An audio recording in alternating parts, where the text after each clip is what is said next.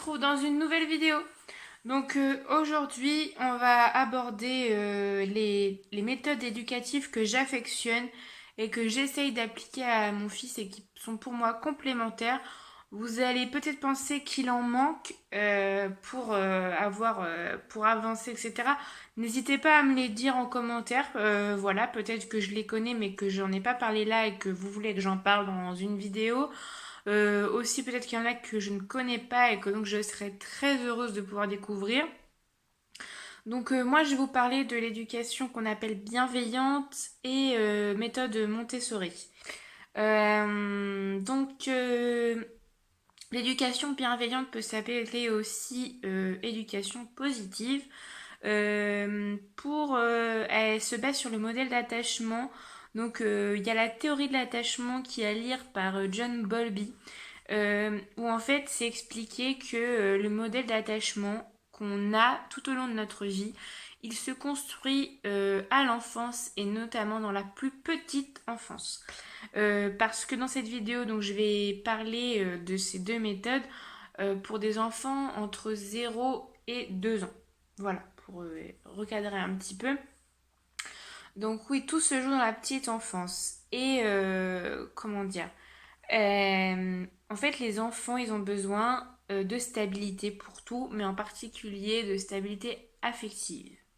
Donc, il faut éviter qu'il y ait des frustrations, de l'instabilité autour de lui au niveau affectif, qu'il soit sûr qu'il est aimé. Et donc, faut pas hésiter à leur dire, faut pas hésiter à exprimer, donc de façon démonstrative, câlin, prendre dans les bras, être à l'écoute des pleurs. Euh, ne faites pas attention parce que ça, c'est pour ça que cette méthode qui finalement a été développée entre les années 50 et 80 a du mal à se mettre en place, c'est que ça ne fait pas partie de nos traditions d'éducation. Et donc les mœurs ont un petit peu du mal à se bousculer et c'est pour ça que ça commence seulement à arriver tout doucement parce que voilà, ça ne fait pas partie de nos éducations, de nos cultures et que ça change tout. Il faut pas écouter ceux qui vous disent mais tu vas l'habituer au bras, il ne pourra jamais se décrocher de tes bras. Les enfants ont besoin de câlins. C'est même pour ça qu'on les a fait aussi, pour leur faire des câlins, pour les aimer. Bon, bah voilà, faisons-le. Donc voilà, et n'écoutez pas tout ça, restez vraiment, n'hésitez pas à même prendre des écharpes de portage ou des porte-bébés si votre enfant en a besoin. Surtout quand ils sont bébés, les enfants quand ils sont bébés ils pleurent soit parce qu'ils ont mal, vous savez ils ont souvent des problèmes digestifs et puis voilà ils sont petits, c'est leur seule façon de s'exprimer aussi, hein, faut le rappeler. Voilà donc faut quand même être à l'écoute. De toute façon, de manière générale pour un enfant, il faut être à l'écoute de ses pleurs parce que quand c'est un bébé les plaintes vont se manifester par les pleurs, mais des plaintes. Et ça ne veut pas dire donner raison, ça veut dire prendre en compte la plainte pour rationaliser ou pour résoudre le problème quand c'est possible selon les situations. Euh, un point sur les pleurs.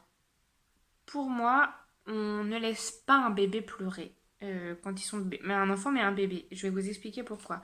Déjà, il y a un point de vue neurologique où je vous laisse aller voir des vidéos, des articles là-dessus qui parlent de ça, qui sont beaucoup mieux expliqués que moi je pourrais le dire, puisque c'est un point de vue neurologique, donc c'est quand même médical et je ne suis pas médecin. Mais voilà, et il y a un point de vue qui est tout bête, c'est voilà, on veut que notre enfant soit stable affectivement, et ben un enfant qu'on laisse pleurer, pour lui il est abandonné à ce moment-là. Même si c'est pas ce qu'on veut faire passer, évidemment, et ben c'est comme ça que l'enfant le ressent. Parce que oui, un enfant, ça ressent des choses, les bébés ressentent des choses et ont des émotions. Et ils ont des émotions qu'ils ne savent pas maîtriser, qui ne sont pas matures. Donc, vous voyez un petit peu comment ça peut se représenter dans leur mécanisme. Et un enfant, pourquoi on le laisse pas dans son plan en lui disant c'est pas grave, il y a d'autres choses plus graves dans la vie. Non. Lui, il n'a pas sens déjà des choses qui sont plus graves dans la vie. Parce que, voilà, il débute dans la vie. Et qu'il n'est pas capable de se rationaliser lui-même. Donc c'est pas à lui dire Ah, bah tu pleures parce que tu veux un gâteau, je vais te donner le gâteau. Non. C'est dire, mais non, je ne te donne pas le gâteau tout de suite parce que ce n'est pas approprié. On revient à la raison parce que les enfants ne sont pas dotés de raison. Voilà, ils n'ont pas une capacité émotionnelle comme nous, ils sont pas matures du tout là-dessus. Ils ne gèrent pas bien leurs émotions, donc un non, eh, voilà, ça va les énerver, etc. Donc il faut expliquer pourquoi on ne répond pas à leur envie à ce moment-là. Dire, bah non, parce que tu vois, tu prends un gâteau, il est 18h, on va manger à 19h. Du coup, tu n'auras pas faim, tu ne prendras pas ce qui est bon pour toi. Voilà. Et le répéter comme ça plusieurs fois à chaque fois que la présentation, la situation se présente. Pareil, quand un enfant il fait une bêtise, par exemple, vous lui dites que à table on ne joue pas avec son verre, surtout s'il y a de l'eau dedans, parce que le verre peut casser, parce que ça peut renverser de l'eau. Votre enfant joue avec le verre casse, il y a de l'eau partout. Bah, on lui dit pas qu'il est nul, qu'il a fait une bêtise, enfin que voilà, on lui dit t'as fait une expérience, donc déjà bah, est-ce que tu peux nettoyer les dégâts que ça fait. Alors pour les bouts de verre on aide, on lui fait juste nettoyer l'eau hein, pour une question de sécurité, ou alors on utilise des gants. Mais voilà, on lui dit voilà t'as fait une expérience, est-ce qu'elle est bonne, est-ce que le verre est toujours en entier, il y a eu de l'eau partout, et l'enfant va dire bah non. Et voilà, au fur et à mesure des choses comme ça va rentrer. Et surtout, parce qu'effectivement, dans ces cas-là, quand l'enfant casse le verre, nous, on peut être énervé, l'enfant aussi. Dans ce cas-là, on dit à l'enfant soit d'aller ailleurs et de revenir après, mais chacun se calme, parce que l'enfant qui est pris en train de faire une bêtise, ça crée un sentiment d'excitation et d'énervement en lui. Et nous, de voir la bêtise, ça peut aussi nous énerver. Donc deux personnes énervées qui essaye d'expliquer un truc à l'autre, en général, ça marche pas bien. Même nous, en tant qu'adultes, ça marche pas bien des fois. Donc, avec les enfants, vous imaginez, ça peut pas marcher. Donc voilà, il faut être sur des explications après qui sont claires, qui sont données calmement. Dans l'énervement, les enfants ne retiennent souvent pas grand-chose, si ce n'est rien, d'ailleurs. Donc voilà. Euh, Dans le même temps, si vous avez besoin de recourir au cododo parce que vous en avez envie, vous en tant que parent, parce que ça vous rassure, parce que votre enfant a des problèmes de régurgitation et donc c'est pareil, c'est mieux pour lui, ou qu'il a besoin d'être voilà, près de vous, pas loin de vous pour être rassuré.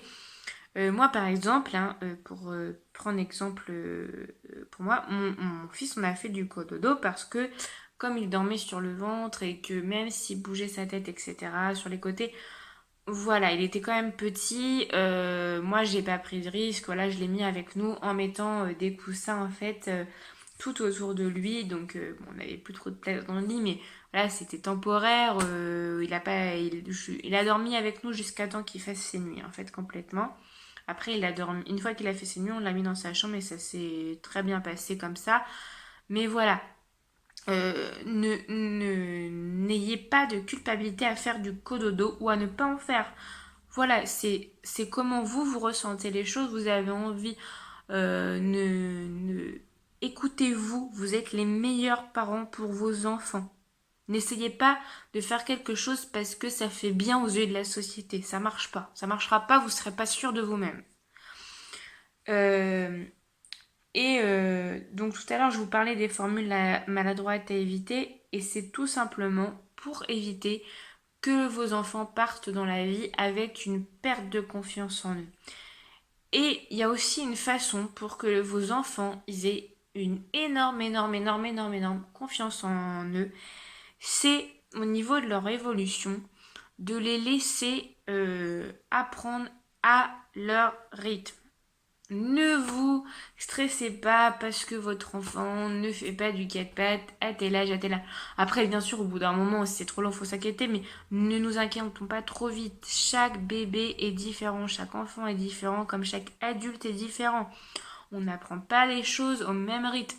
Et un enfant qui va plus être sur le langage va délaisser un peu la motricité. Un enfant qui va être sur la motricité va délaisser un peu le langage. Ne vous stressez pas avec ça. Observez votre enfant. Si il veut apprendre quelque chose et que vous le sentez qu'il va prendre aidez-le dans sa démarche, mais ne mettez pas un enfant à quatre pattes qui n'est pas prêt à l'être. Vous allez le mettre en échec, il va pas du tout avoir confiance en lui. Pour ce qui est de la motricité libre, ce que je vous conseille, à titre moi personnel, c'est, je ne vous dis pas de ne pas acheter de transat, parce qu'effectivement, des fois, quand on se retrouve seul avec son enfant et que tout simplement, par exemple, on a envie d'aller aux toilettes pressantes, on va pas emmener l'enfant aux toilettes. C'est pas très... Bon, on va pas faire réunion de famille aux toilettes, quoi. Mais, voilà, ça sert d'appoint. Ça doit pas... Alors après, mettez des jeux avec pour pas qu'ils s'ennuient, mais ça doit pas servir de lieu de jeu permanent. Parce que déjà d'une, au niveau du coût et tout ça, c'est pas forcément terrible selon les marques qu'on achète, etc. Et puis, quelle marque est la bonne, etc. Est-ce qu'on a les moyens d'acheter les bonnes marques aussi, parce que c'est quand même un budget, il faut se le dire.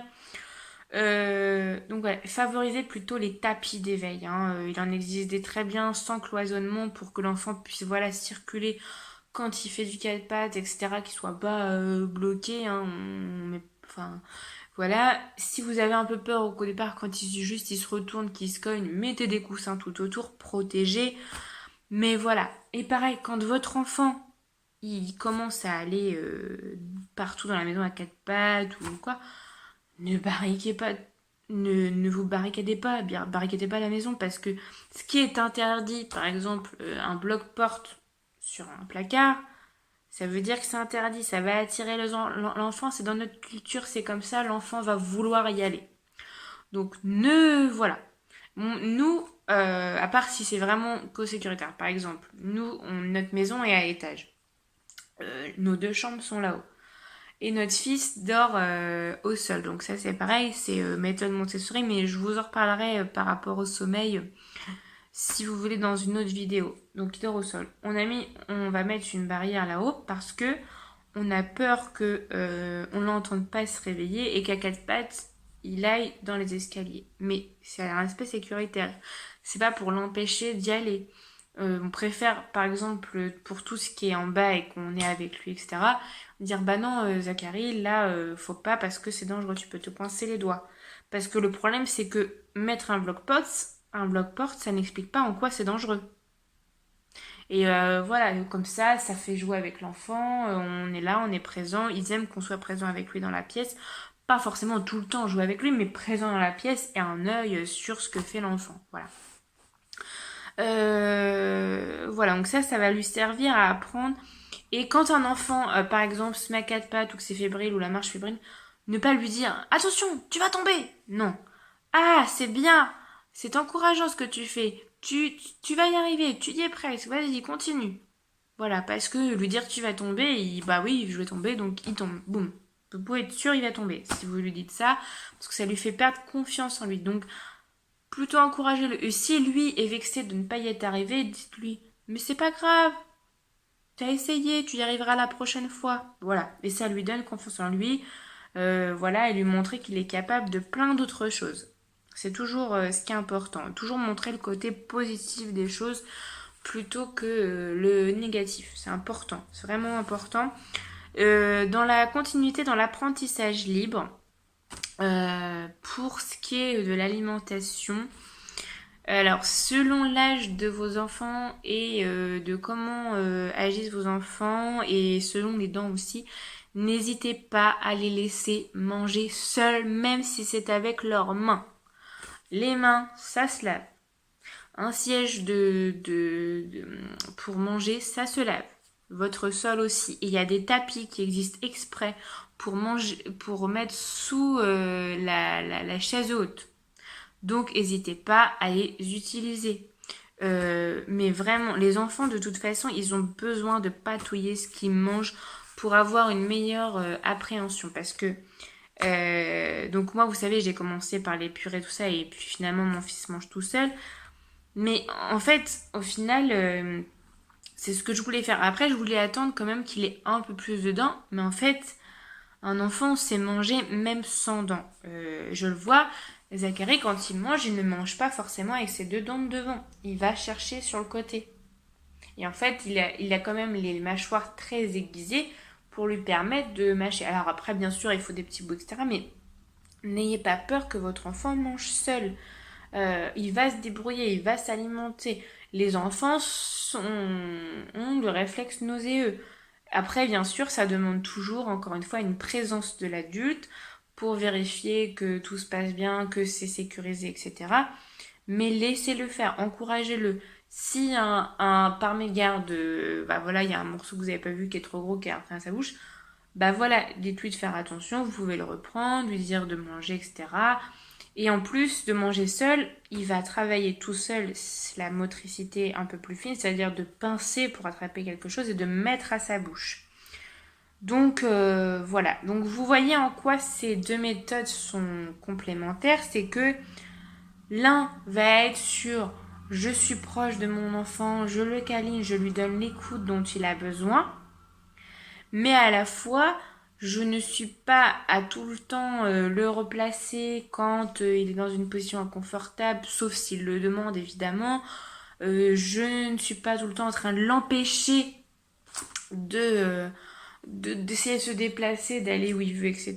De toute façon, s'il ne le fait pas devant vous, il le fera derrière votre dos. Dites-vous bien ça, donc vaut mieux qu'il le fasse devant vous. Au moins, vous pouvez arrêter ce qui est vraiment dangereux. Donc voilà, pour moi, ces deux méthodes, elles sont complémentaires. Elles vont l'une avec l'autre. Elles ne peuvent... Enfin, voilà, c'est compliqué de les délier.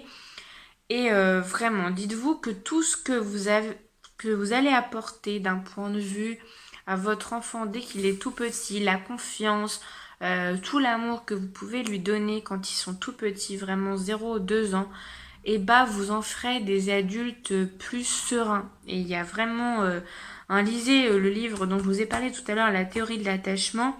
Mais vraiment, et il y en a plein d'autres maintenant là-dessus, n'hésitez pas à vous documenter là-dessus, mais vraiment c'est important.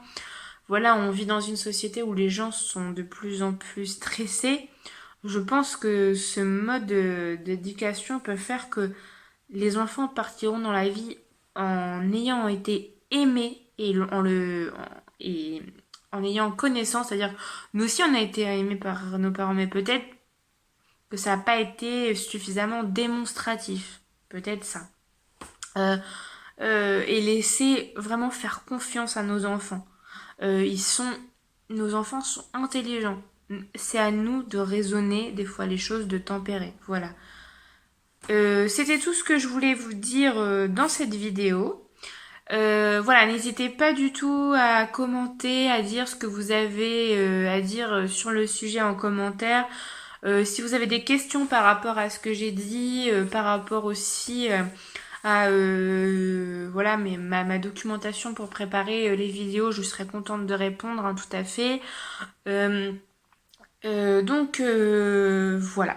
Donc n'hésitez pas aussi à vous abonner, hein, appuyer s'abonner, mettre la petite cloche pour ne pas louper des vidéos, à liker la vidéo, à commenter.